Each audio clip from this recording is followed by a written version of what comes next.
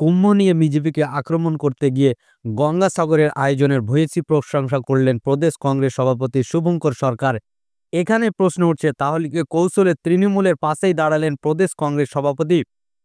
মহাকুম্ভের আয়োজনে খামতির অভিযোগ তুলে উত্তরপ্রদেশের যোগী সরকারকে আক্রমণ করতে গিয়ে তাৎপর্যপূর্ণভাবে বাংলার তৃণমূল সরকারের উদ্যোগে আয়োজিত গঙ্গাসাগর মেলার প্রশস্তি শোনা গেল প্রদেশ কংগ্রেস সভাপতি শুভঙ্কর সরকারের গলায়। তিনি বলেন, মহাকুম্ভে কয়েকদিন যাওয়ার পর আমার মনে হয়েছে পুরো মাত্রায় ফেলুরে করেছে রাজ্য সরকার যোগী আদিত্যনাথ। আমি নিজে গঙ্গাসাগরে গিয়েছিলাম, সেখানে যে ব্যবস্থা ছিল আমার মনে হয়েছিল সরকার যথেষ্ট তৎপর। সেবা দলের ক্যাম্প উদ্বোধন করতে সেখানে যে ব্যবস্থা ছিল আমার মনে হয়েছিল সরকার যথেষ্ট তৎপর। যে ভিড় ছিল, যে ব্যবস্থা ছিল, আমি মনে করেছিলাম আমরা বিরোধিতা করলেও অনেক জিনিস রাজ্য সরকার খারাপ করলেও গঙ্গাসাগরের যে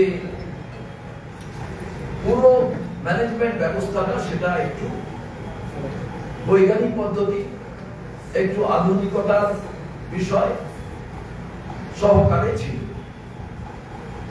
যেটা আমি তার আগে আরজি করের ইনসিডেন্টে আমার মনে হয়েছিল রাজ্য সরকার পুরো মাত্রায় ফেল করেছে।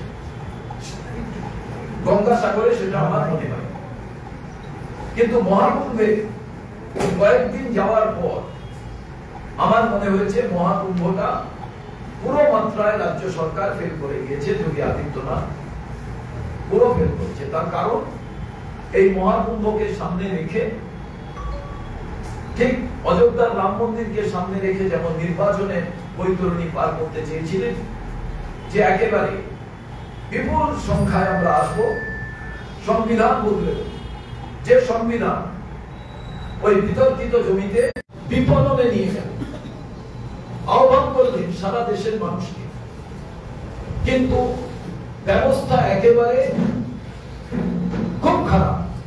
কিছু একদম মানুষ যারা বিজেপির খুব সমর্থক তারা বলছেন দারুণ দারুণ ব্যবস্থা, কিন্তু বাসন্তী পোদ্দার এই রাজ্যে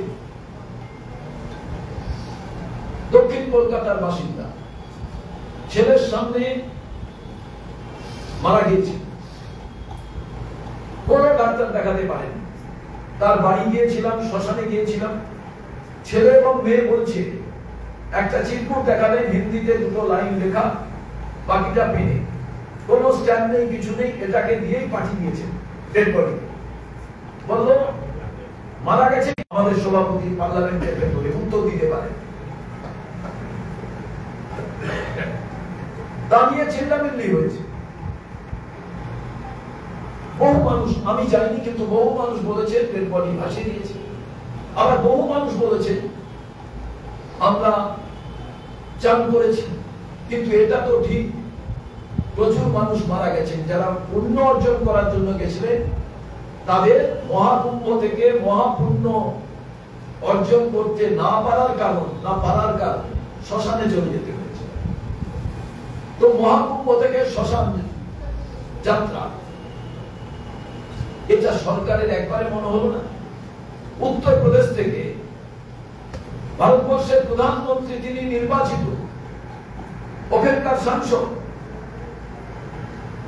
আপনি কোটি কোটি মানুষ ডেকে নিচ্ছে, আপনি তো অন্য বিজেপি রাজ্য, অন্য রাজ্য না ছেড়ে দিলাম, বিজেপি শাসিত রাজ্য থেকে তো প্রশাসনের লোকেদের ডাকতে পারতেন।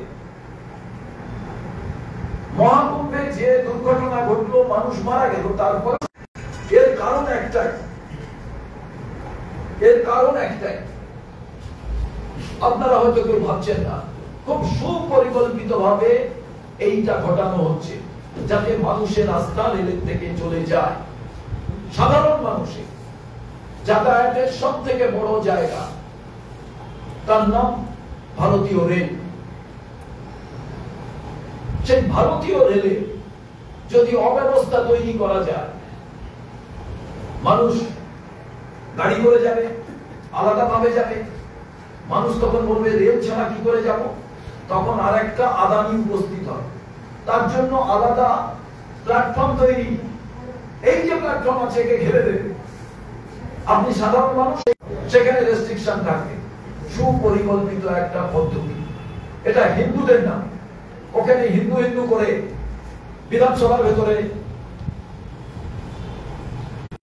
এরা তো পুণ্যস্নান করতে গেছে, এরা তো হিন্দু, ও এরা বিবেকানন্দের হিন্দু বলে রাস্তায় মিছিল হবে না, এরা মনোবাদী হিন্দু নয়। তাই